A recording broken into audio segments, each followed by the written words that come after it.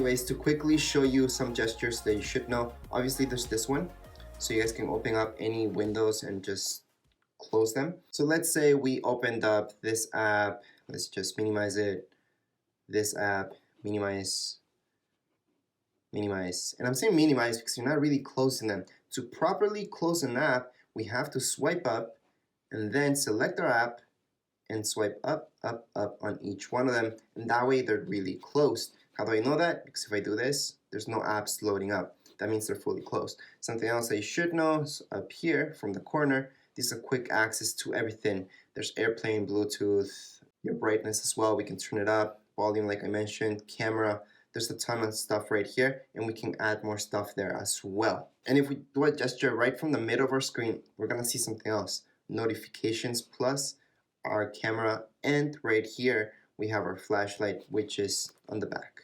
If we go all the way to the left side, all the way, we're gonna see this plus search. So if you guys are searching for anything inside your phone, you would go up here and then just search for it. So for example, Facebook, and then it's gonna give you all these options, including the App Store, so you guys can download Facebook.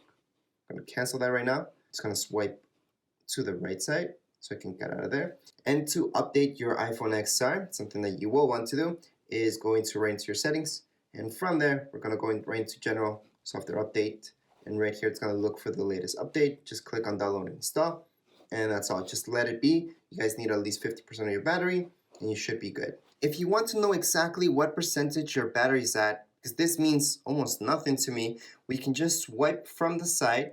You can go down, and then we're gonna be able to see exactly what the percentage is. Now, the reason why Apple's doing this is because they have basically no space. So that's why with newer iPhones, such as an iPhone XR, 11, you guys will see this battery like that instead of with a percentage sign. So in order to see percentage, again, just swipe from this side down, and we should see our percentage up here without any problems. Again, that's my percentage, which makes more sense to me than just looking at this small icon. And that's how you guys can see the percentage at what your battery is on right now. Anyways, that's it for this video. If you guys have any comments, questions, you guys can write it down here in the comments area. Don't forget to subscribe and rate. Thank you.